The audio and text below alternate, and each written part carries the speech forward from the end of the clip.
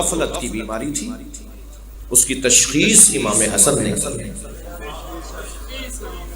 تشخیص مرض کا کام امام حسن نے کیا ہے اور علاج مرض کا کام امام حسین نے کیا۔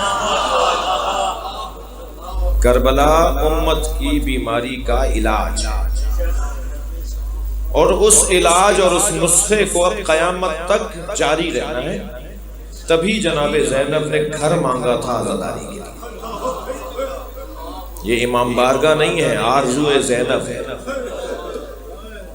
یہ جتنے بھی دنیا میں امام بارگاہ بنے ہوئے یہ سب جناب زینب کی آرزو ہیں۔ ایک مجلس صحیح اپنے گھر میں ضرور مجلس کیا کریں۔ پورا عشرہ نہیں، ایک مجلس کرنا چاہتے ہیں تو ایک مجلس ضرور اپنے گھر میں کریں، چاہے 5 آدمیوں کو لے کے بیٹھ جائیں، نیاز بنا لیں، مرثیہ پڑھ لیں، نوحہ پڑھ لیں، مگر ہر گھر میں ایک مجلس ضرور ہونی چاہیے۔ اس لیے کہ جو گھر عزاداری کے لیے ہوتے ہیں ان گھروں کو جناب زینب پسند کرتے ہیں۔ امام بارگاہوں کی بانی جناب زینب ہے۔ مجھے ایک گھر چاہیے جہاں میں اپنے بھائی کا ماتم کر سکوں، اور اب وہ جو بنیاد ڈالی تھی نا جناب زینب، اب قیامت تک عزاداری جو آپ کر رہے ہیں، یہ کربلا کی یاد امت کی نجات کا نسخہ ہے۔ یہ عزاداری امت مصطفیٰ کی نجات کا نسخہ ہے۔ مسئلے حل ہوں گے عزاداری کے ذریعے، ذہنی تناؤ، کھچاؤ، الجھنیں، اقدار اور تہذیب کی پامالی رکے گی عزاداری کے ذریعے۔ اسلام سالم رہے گا عزاداری کے ذریعے۔ یہ نظام کربلا کے بعد جناب زینب نے دیا۔ میں نے ربط مصائب کے لیے جناب زینب کو اس لیے یاد کیا کہ کیسی بہن ہے جس کی قسمت میں ہی رونا لکھا ہے، یہ کیسی بیٹی ہے جس کی تقدیر میں ہی ماتم لکھا ہے۔ تاریخ بشریت میں جناب زینب سے زیادہ کوئی مقبورہ بی بی نہیں ہے جس کے اوپر ظلم پر ظلم ہوا ہو، دکھ پر دکھ دیکھے ہو، مصائب پر مصائب جھیلے ہو۔ بی بی کا لقب ہے کعبۃ الدرایا، مصیبتوں کا کعبہ۔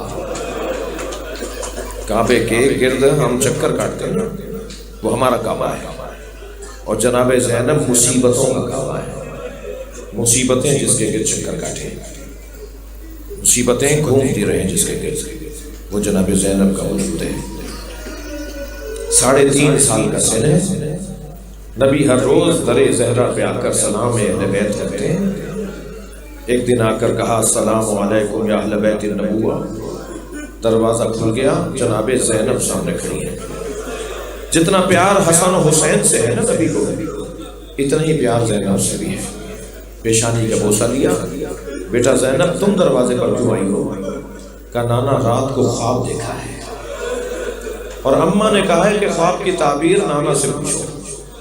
نانا میں نے خواب دیکھا ہے کہ میں صحرا میں تنہا ہوں۔ اجر و کمال اللہ، اجر و کمال اللہ، آپ کی آوازیں بلند ہو رہی ہیں۔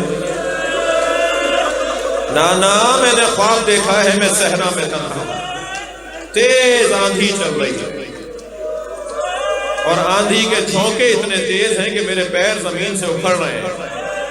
نانا میں نے ایک درخت کا سہارا لیا، کچھ دیر اس درخت کے ساتھ کھڑی رہی، مگر ایک تیز جھونکا آیا، درخت زمین سے اکھڑ گیا۔ نانا ایک فاصلے پہ مجھے دوسرا درخت نظر آیا، میں نے اس کا سہارا لیا، مگر تیز آندھی کے جھونکے نے اس درخت کو بھی زمین سے اکھاڑ دیا۔ نانا مجھے تیسرا درخت نظر آیا، میں نے اس کا سہارا لیا، وہ درخت بھی زمین سے اکھڑ گیا۔ نانا اب دور دور تک کوئی سہارا نہیں تھا، نانا اب دور دور تک کوئی سہارا نہیں تھا۔ خواب یہاں مکمل ہو گیا ہوتا تو میں زحمت نہ دیتی۔ نانا خواب مکمل نہیں ہوا، خواب یہاں مکمل ہوا کہ تیز آندھی سے میرے سر سے چادر اڑا۔ اجر و کمال اللہ، اجر و کمال اللہ۔ نبی کی آنکھوں میں آنسو۔ زینب تمہارے 3 سہارے ہیں، اجر و کمال اللہ، تمہارے 3 سہارے ہیں۔ تمہارا بابا علی تمہارا سہارا، تمہارا بھائی حسن تمہارا سہارا، تمہارا بھائی حسین تمہارا سہارا۔ جب یہ تینوں سہارے تم سے چھن جائیں گے تو ایک بیابان ہوگا جہاں تمہارے سر سے چادر اڑائے۔ اجرکم اللہ، اجرکم اللہ۔ نبی کی رحلت ہوئی ہے، کوئی 4 سال کا سن ہے جناب زینب کا، جناب زہرا کی شہادت ہو رہی ہے۔ جب شہادت سیدہ قریب آئی نا تو میری بیوی نے امام حسن کو علیحدہ بلا کر کچھ باتیں کی، امام حسین کو تنہا بلا کر حسین سے اپنے بچے سے کچھ باتیں کی، اپنے شوہر مولا علی سے باتیں کی، پھر فرمایا علی زینب کو میرے حجرے میں بھیج دیں، تھکے نہیں جنہیں رونا آ رہا ہے۔ اللہ آپ کو ان آوازوں کے عوض اجر و ثواب عطا کرے گا۔ جناب زینب کو کہا کہ علی زینب کو میرے حجرے میں بھیج دیں۔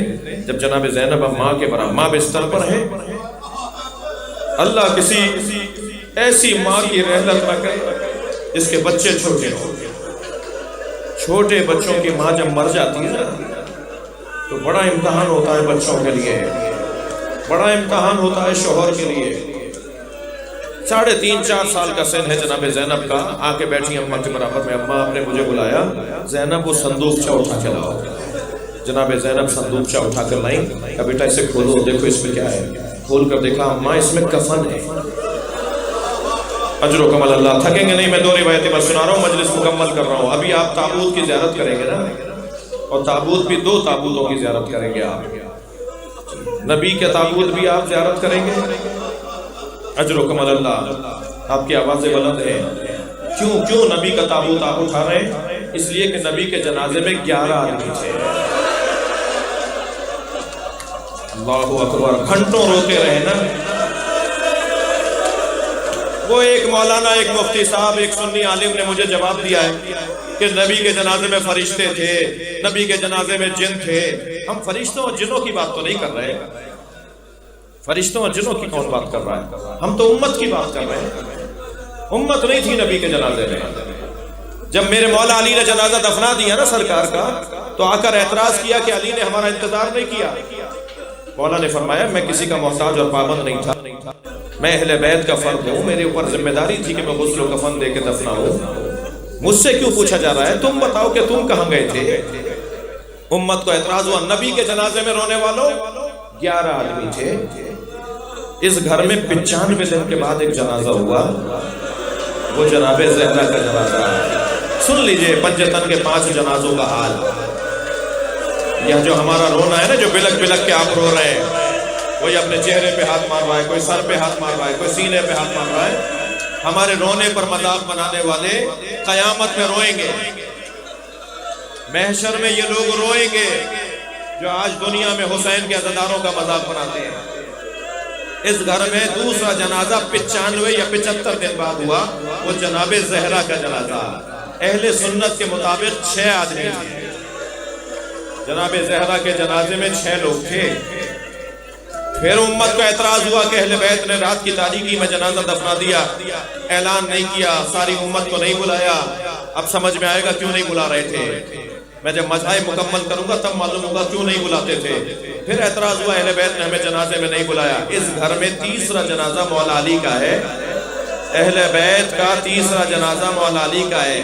اہل سنت کے مطابق 2 لوگوں نے جنازہ اٹھایا، امام حسن امام حسین آخر سے پیچھے سے جنازہ اٹھا رہے ہیں۔ اجرکم اللہ، اجرکم اللہ۔ اپنی آوازوں کو آزاد کریں گے، اندر باہر جہاں جہاں عزادار سن رہے ہیں۔ جنازہ آگے سے خود اٹھ رہا تھا، پیچھے سے حسنین نے اٹھایا تھا۔ امت کو بڑا اعتراض ہوا کہ اہل بیت نے ہمیں علی کے جنازے میں نہیں بلایا۔ بار بار کہہ رہے تھے نا ہمیں بلاؤ، ہمیں بلاؤ، ہمیں کیوں نہیں بلاتے، ہمیں کیوں نہیں بلاتے۔ اہل بیت نے پہلا جنازہ امت کے کاندھوں پر دیا، امت نے اتنے تیر مارے۔ یہ پہلا جنازہ تھا اہل بیت کا، امام حسن کا جنازہ پہلا جنازہ تھا۔ برابر کی بہنیں جنازے سے تیر نکالتی رہ گئیں۔ رونے والوں 5ویں جنازے کا حال سنو گے؟ گھوڑے دوڑا دیے، زینب نہیں پہچان پائی یہ میرے بھائی حسین کا لاچا۔ ماتم حسین